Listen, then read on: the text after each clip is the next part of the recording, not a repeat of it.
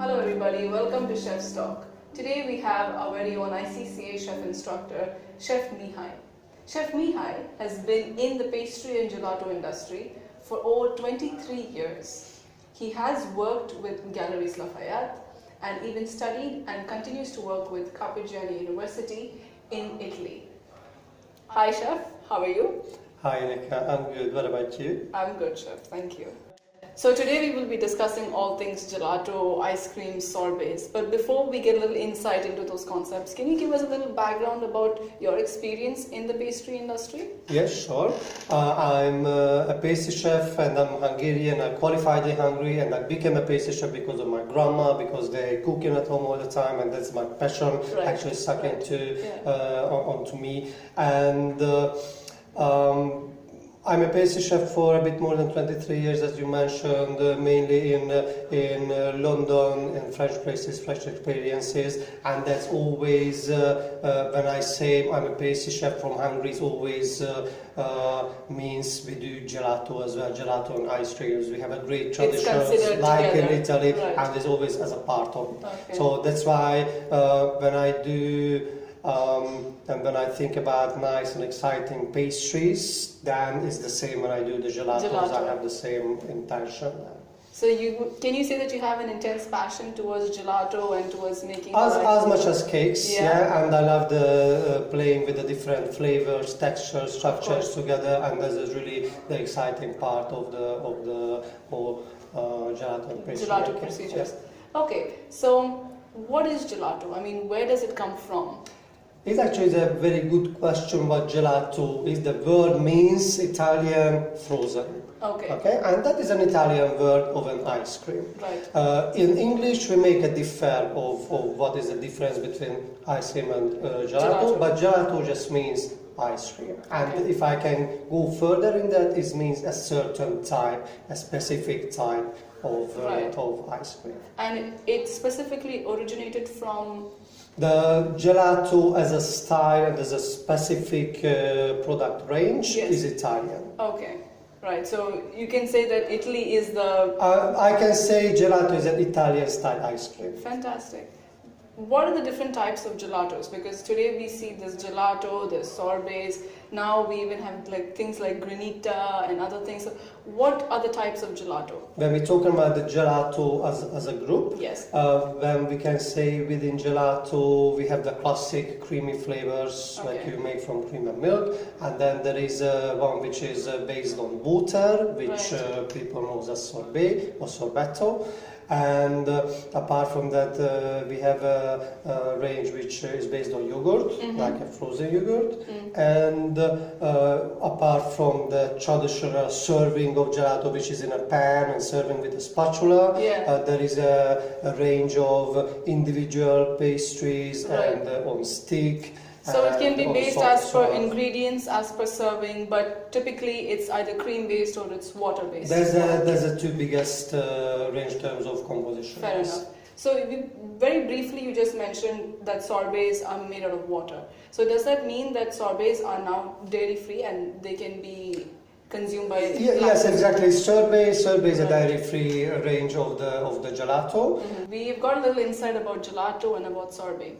However, there's been a constant debate and a constant, I think, struggle to understand what is the difference between gelato and ice cream.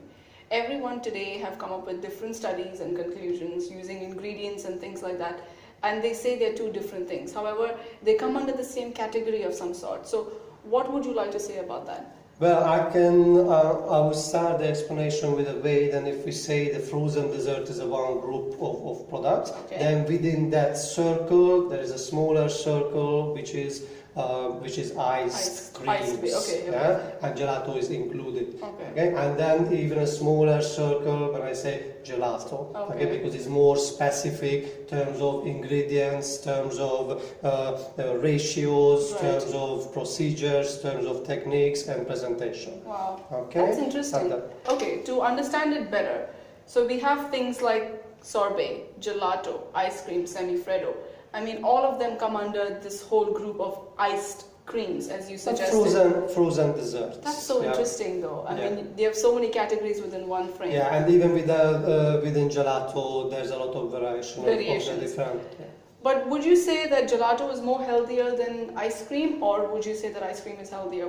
If you had to weigh the nutritional content of both, what would you say? Nutritional content-wise, they are similar. There is one big difference in terms of the nutrition, which is the fat content. The gelato is lower. Okay. Okay, and also it's another little intent that gelato contains less air bubbles than ice cream. That's very technical. That's fantastic. Well, that's good.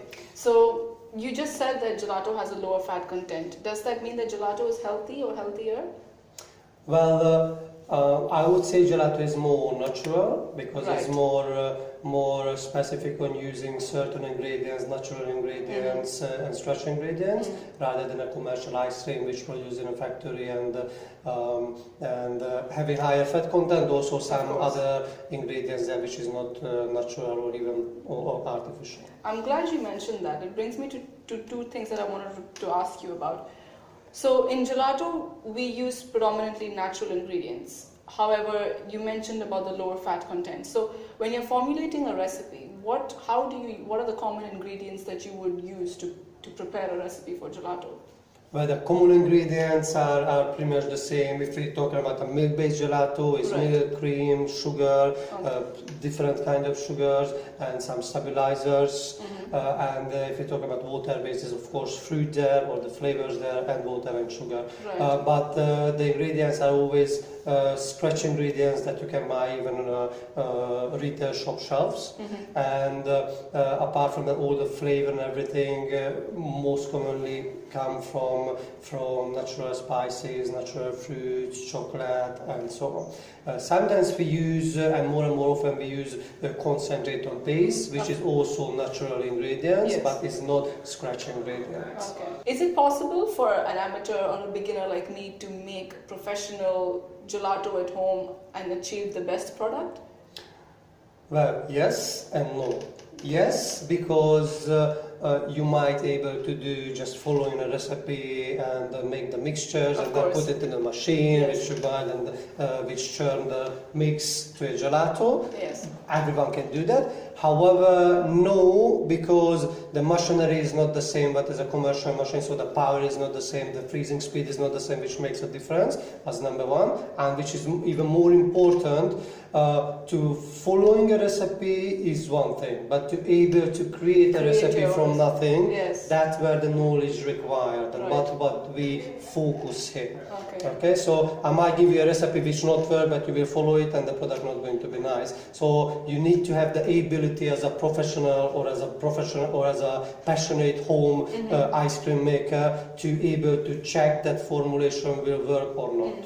So you actually teach how to create a recipe from scratch. So wherever the student may go, whatever they do, whether they open up their own business or they work in another gelatiere, for example, they would have that intrinsic knowledge with them wherever it is. That is the biggest intent of the course, give the ability to